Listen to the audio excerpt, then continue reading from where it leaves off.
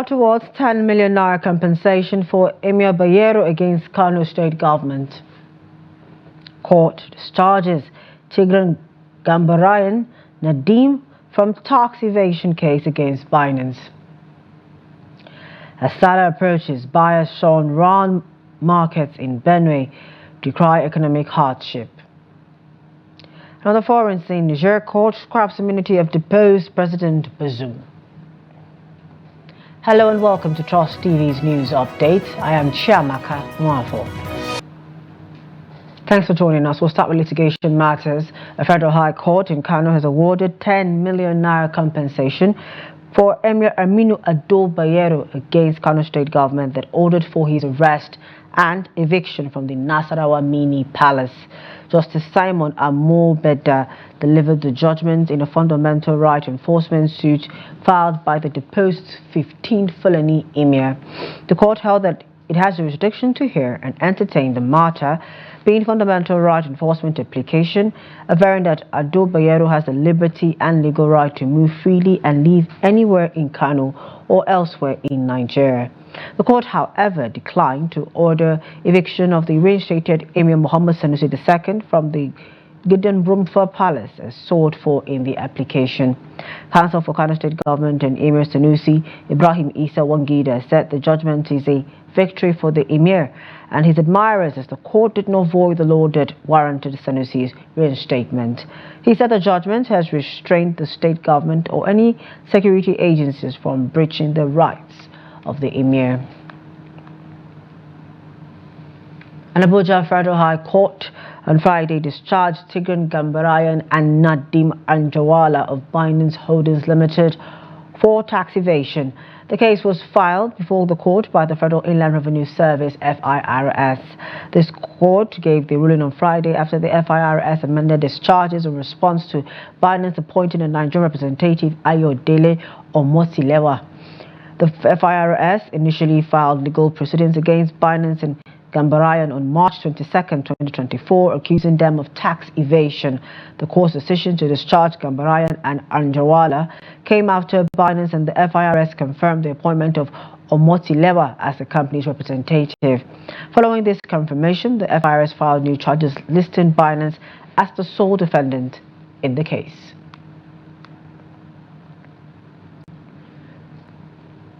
Still in court matters were over in Rivers State. A court appeal in the state capital, Port Harcourt, has ordered the parties involved in the ongoing House of Assembly crisis in the state to maintain status quo.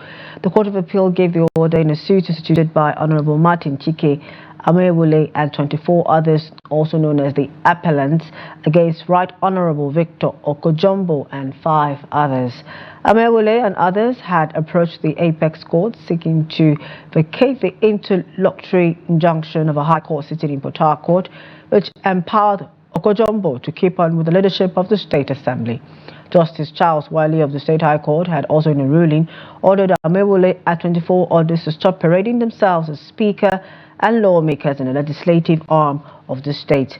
The court also held that all the laws made by Amewule and others were nullity until the determination of the matter. The case has been adjourned till the 20th of July. Over the years, various reforms have been implemented to enhance electoral processes, ensure greater transparency, and promote the independence of INEC and inclusivity. However, despite these advancements, a critical gap remains in the effective dissemination of information regarding the electoral legal framework among the populace, particularly the youth demographic. In this report, Noel Sampson speaks with stakeholders in electoral matters about the importance of bridging this information gap among citizens and the crucial role technology can play in addressing the issue. Here's the report. The main objective of addressing the electoral information gap, particularly among the youth, is to provide easily accessible bite-sized information on electoral legal frameworks. This effort aims to enhance political consciousness and understanding among citizens, especially young people, and foster their constructive engagement in the democratic process. With the Ondo and Edo elections approaching, utilizing technology is crucial to achieving this goal. An area where technology and information are pivotal. Ensuring our young people have the tools and knowledge to engage in the democratic process actively is essential. I wish to emphasize the government's determination to deploy technologies that enhance our democratic processes. The Federal Executive Council, beyond just technologies as well, the administration of President Bola Ahmed Tinubu is committed to ensuring that we formulate policies and facilitate the participation of more young people in governance. A citizen in Edo and Ondo can go on this platform and then ask questions about my polling unit. So it's going to give you where your polling unit is. It's going to tell you where you can locate it. 2, it's also going to tell you the number of registered voters we have, and you can also in those 2 states, and then you can break it down to wards and break it down to local government. And lastly, which is the most important thing, is that nobody is telling you, okay, there's not going to be beavers is not going to be used, and then the step by step of how beavers is going to be used on election day. Involving technology in electoral process is some way to go, especially in this 21st century. Other climes have gone past this. We are coming behind, but it's the way to go. In every election, accurate and comprehensive information is necessary to ensure that all men and women understand their rights. Noel Samson, Trust TV News, Abuja.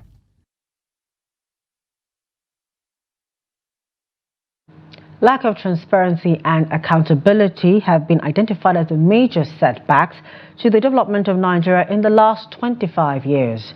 Better residents say for the country to get it right, corruption must be rooted out from the social, economic and political offices. Jimmy Atlande has more. The residents highlighted activities of state governors whom they say have performed below the expectations of Nigerians. They pointed out that most public office holders leave their respective duty posts richer than the establishments. We expect to see some level of transparency and accountability on the state or the state governance, just the way we are seeing with the federal government. And in most states, people don't really seem to know what's happening. People don't even know about the allowances, and a lot of things regarding the cost of governance. And also reduce costs and ensure that across board, they see to it that the sufferings of Nigerians are reduced. Others say the failure of leadership is not peculiar to Nigeria. Africa, politics of underdevelopment is the order of the day. It is key. Everybody is concerned about getting involved in corrupt practices. And so until our people realize that this kind of politics that we play here in Africa is not getting us anywhere. The vision of the president, if he puts you there in a particular position as a minister, he has to give you a target on what he expects you to do. And if you don't meet the target, then you should be shown the way out. Redemption to the local people within the state and also within their locals, has turned out to be not just only a huge disappointment, but also a dangerous menace to the already disease they had before the establishment of the system. So to my mind, it's not working. They are saying patriotism can eliminate some of these excesses from the political elites in Nigeria, a situation that will pave way for a better country. We do not have any other country. This is ours. And for us to have it, change, for the people to like Nigeria and want to stay back to work and earn a living and to also live a robust life, we need to restructure every aspect of our citizenship. We need to restructure our government. We need to restructure politically. We need to restructure economically. Nigerian leaders often acknowledge the rough in the system while seeking for power, but in most cases left these offices worse than they met them. Benue residents say that governance has been reduced to economic prosperity for family and friends. Jimmy Azandi, Trust TV News, Makurdi. With Nigeria's unemployment rate at 5%, some youths are tilting towards agriculture to earn a living as demand for produce continues to surge across the country. A cross-section of youths who spoke to Trust TV News say this is the new direction for the country as they reflect on Nigeria's democratic journey. Trust TV's Adamu Imam files in this report. Nigeria's food crisis means an opportunity exists for farmers to step up and fill the gaps that exist due to food shortages in the country, with food inflation at over 32.74%. In Bauchi State, some youths are keen into the opportunities in agriculture to make ends meet as formal jobs are hard to come by. This life is so boring, and we have no alternative than to choose farming as our next destination, because we tried other ways but no results at all. Because we have the energy to farm, that is why we decided to come all out. My father used to tell us about buying grains in the markets. So now I decided to engage myself fully in farming activities because I need to be self-reliant and feed my family with what I cultivate for at least one good year. Just in case, I am doing this to get food security. I am not praying for unfortunate to happen. Some of the respondents decry the unending hardship in the country, which is forcing a lot of people to the brink. So you must go from either we like it or not to find solution in this life. So remember, if you see me, I'm a new military regime. So there's a lot of major problem that generally that is a universal problem in Nigeria. That's why if I didn't have a duty, I'll pack my duty and go farm to come and find money to go and feed my family. So democracy there is good. So based on their development country, but Nigeria are under development country. So the problem is more challenges. That is why now. If you look at the Nigerian flag, what we learned right from the primary school can say is green, white, green. And maybe if you're now going to look at it and see what does these symbols mean, you see that the green is for look at that is for the agriculture. So now I believe that without food, there's a lot of problems. Many say the removal of fuel subsidy has created a critical situation in the country, with poverty increasing at an alarming rate. For these youths, famine has presented them with a lifeline for survival.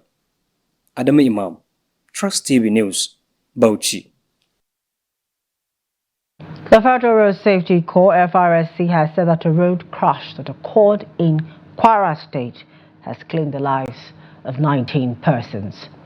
The Corps Marshal Shehu Mohammed disclosed this while addressing a press conference on Friday in Abuja.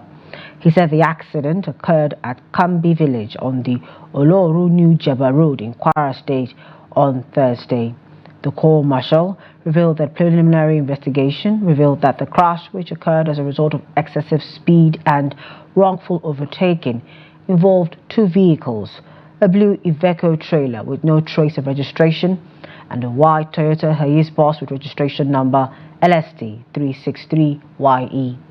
Mohammed stated a total of 25 people were involved, comprising 13 male adults, 5 female adults, 2 female children, and 5 male children. In order to minimize accident on the road during this Salah celebration, the Federal Road Safety Corps has reiterated its commitment to ensuring the compliance with traffic rules and regulations. This was made known on Friday, 2 days to Eid Kabir, by Taraba State Sector Command, while sensitizing members of National Road Transport Owners NARTO, National Union of Road Transport Workers NURTW. Taraba State Sector Command said there is a need for collaboration to ensure peaceful operations during the period. It is gratifying to note that, in line with the need to combat these ugly trends, as well as meet up with the changing time, especially development coming from these unsafe behaviors, like this use of trailers to convey passengers. The Corps introduced some key safety initiatives to tackle the menace. One of these is the result-oriented effort that has been directed toward effective collaboration with the Nigerian Bar Association and the state judiciary for timely prosecution of drivers and vehicle owners caught contravening established traffic regulations like overloading, dangerous driving, use of phone, as well as speeding. The federal government has declared Monday and Tuesday as public holidays to mark this year's Eid-ul-Adha celebration. The Permanent Secretary in the Ministry of Interior, Dr. Aishetu Gogo Ndeyako, disclosed this in a statement on Friday. He said the Minister of Interior, Olubunmi Tunji-Ojo, made a declaration on behalf of the federal government and congratulated all Muslim Ummah, both at home and in the diaspora, on this occasion. On June 7, the Sultan of Sokoto, Sa'ad Abubakar, declared Sunday, June 16, as Eid al-Kabir's Day after affirming that Friday is the first day of Dhul Hijjah. Sultan disclosed this in a statement by the chairman of the Advisory Committee on Religious Affairs to the Sultanate Council, Sambo Junaid, in Sokoto State. Still on the celebrations, pilgrims in Mecca have begun 3 days of compulsory Hajj rituals as part of the criteria for the pilgrimage as a fifth pillar of Islam. Sharif Al-Hassan, who is in the largest city tent in Mina, brings us an update of the pilgrims' arrival.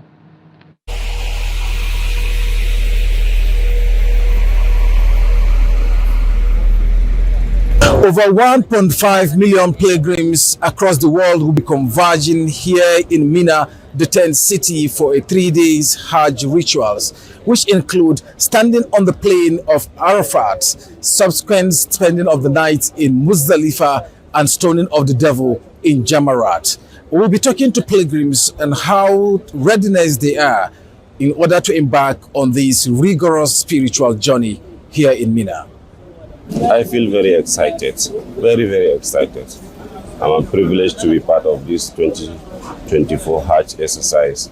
I want to use this medium to thank the government of Adamawa State, especially the executive governor of Adamawa State, Right Honorable Amadou Umaru Fintiri, for giving me this very opportunity to come and be part of this exercise.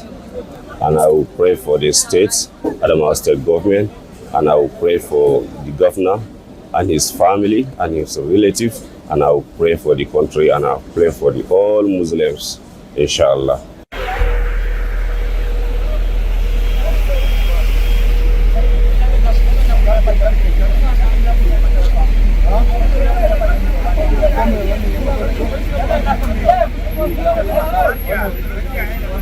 As the pilgrims continues to stay here in Mina for the period of 3 days, authorities in Saudi Arabia as well as the National Hajj Commission of Nigeria have been advising pilgrims to stay indoors and take plenty of water in order to stay hydrated in view of the current harsh weather condition in the Kingdom of Saudi Arabia. From Makkatul Mukarramah, Sharif Al-Hassan, Trust TV News. Back here in Nigeria, the tough economic condition is taking a toll on social lives as most people can no longer celebrate festivities with merriment. Few days to this year's Salah, Ram and other markets in Makurdi are devoid of the usual glamour of buying and selling. Jimmy Azande tells us more. This is one of the Ram markets in the Wadata part of Makurdi metropolis. In the past, a day like this would be filled with beehive of activities, but no thanks to the current economic hardships in Nigeria. Selling land is so difficult. What we get last year is different than this year. And we don't have enough cash with us, so the market is so difficult. Something is too high for us. What we bought last year is not what we bought this year. So the market was so dull. And some people do not have money in their hand. So we are here managing. With the prices of these rams and additional expenses, the market is quite expensive. The size of ram we sold for 60,000 last year is sold between 130 and 140,000 naira.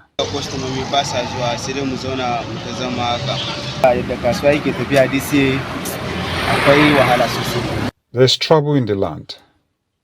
Imagine investing in this business only to come here without patronage.